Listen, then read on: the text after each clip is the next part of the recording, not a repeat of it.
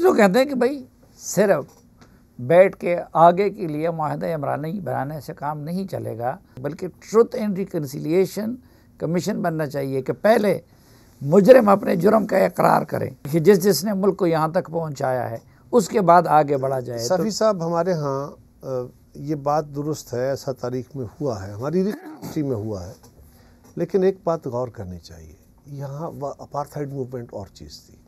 हमें आज उस तरह का कोई निज़ाम तो करना चाहिए, उसका रेप्लिका नहीं हो सकता। क्यों हम इस मामले में उलझे हुए हैं? हम सारे मान रहे हैं ना, कोई तबका ऐसा है जो कहता है कि हमसे गलती नहीं हुई।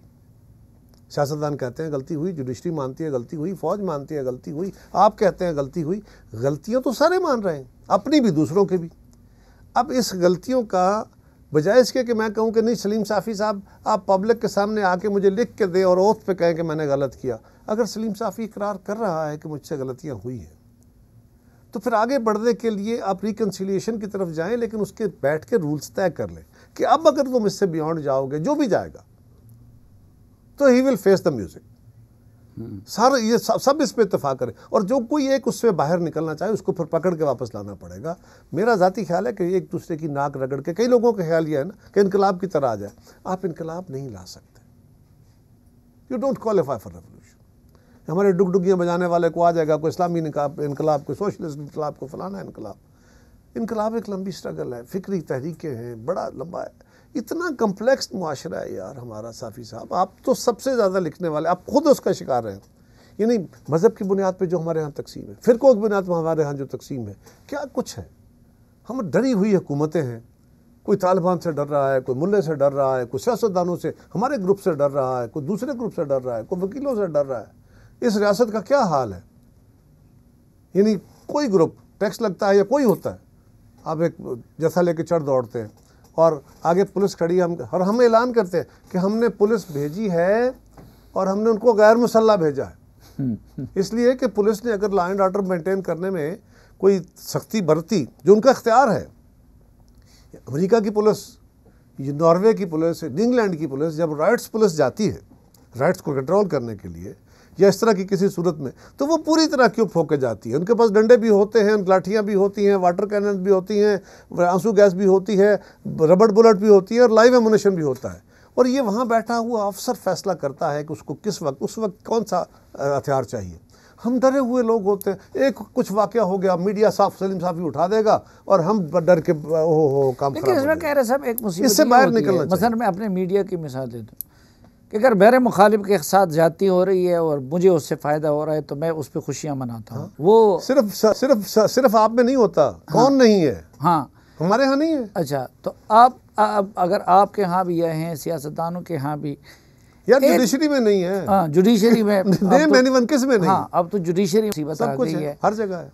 तो आपको लगता नहीं है कि ये जो आने वाला इलेक्शन है, इसमें 2018 में जो कुछ पीटीआई के लिए किया गया, तो वो अमल रिवर्स होगा और पीटीआई के साथ वही कुछ होगा जो आप लोगों के साथ और नून लीग के साथ हुआ था, तो ये ठीक होगा? सलीम साफ़ी साहब, अगर ऐसे होगा, हमें ये देखना चाहिए माजी में ये तजर्बे किए गए क्या बेहतर हुए। फ़र्ज़ करें अगर किसी तजर्बे के नतीजे में पीपल्स पार्टी का नुकसान हुआ तो कर लिया होगा, चले मैं कबूल करता हूँ, खैर है, लेकिन उसका फ़ायदा तो हुआ मुल्क को। अगर मुस्लिम लीग से जाती हुई, चले हो गई, हम एक्सेप्ट कर लेते हैं उसको, उसका बेनिफिट तो कौम को मिलना चाहिए।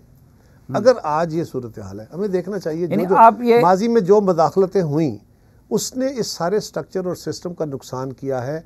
अगर हमने अभी भी उसी स्टाइल के तहत इलेक्शन कराना है तो जिस तरह माजी के इलेक्शन एक और ख़राबी, यानी वो शेर है ना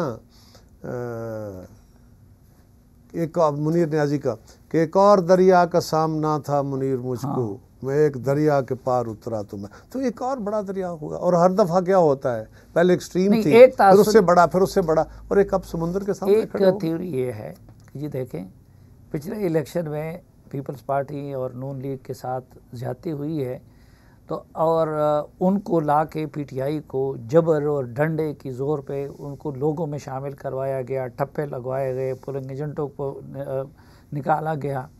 तो अब अदल का तकाजा ये है कि सबको अपनी अपनी जगह पे लाया जाए। इसलिए कुछ लोग ये सोचते हैं कि 2018 के रिवर्स करने लाया से ना जाए, अच्छा, लाया ना जाए, हाँ, उनको अपनी अपनी जगह पे आने दिया। हाँ, तो मैं ये बुनियादी यही सवाल, आप लोग नहीं चाहते इसके बावजूद कि पीटीआई के साथ वो कुछ हो जो 2018 में आप और नून लीग के साथ हुआ है? देखिए, जो हमारे साथ हुआ, पीटीआई के साथ क्या हुआ?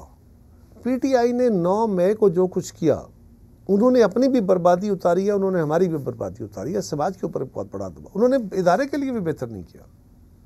अगर हमें ये शिकवा है कि एस्टेब्लिशमेंट ये कर रही है, तो उनकी क्या खुशी से कर रही है?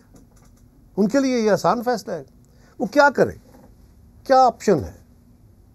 क्या ये सब कुछ होने के बाद वो कबूल कर लें? इदारे का मोराल चल पाएगा? खड़े रह सकेंगे? उनकी क़यादत ये संभाल पाएगी सारा कुछ? ये भी देखना पड़ेगा।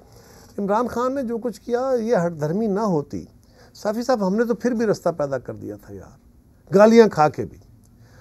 बिलावल साहब ने ये हिम्मत की थी, सबके पास गए थे। आप जानते हैं कि हमारे साथी जो थे इत्तेहादी जमातों में, वो इमरान खान से डायलॉग करने को तैयार नहीं थी। ये पीपल्स पार्टी ने एक हिम्मत करके उस वक्त भी कोशिश की थी, उस वक्त भी बाकी लोग इसके साथ नहीं थे। अदालत ना आती तो शायद हम बेहतर फैसला कर लेते।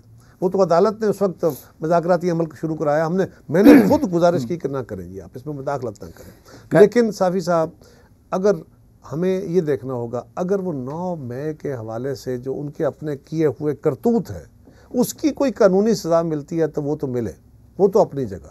लेकिन हमें ये जो मैनेज सारा निज़ाम है ना, ये नहीं चलता। इसने अपने रास्ते खुद पैदा करना, इसको चलने दिया। कोई पॉलिटिकल मैनेजमेंट नहीं होनी चाहिए। बहुत शुक्रिया कमरजमान कायरा साहब।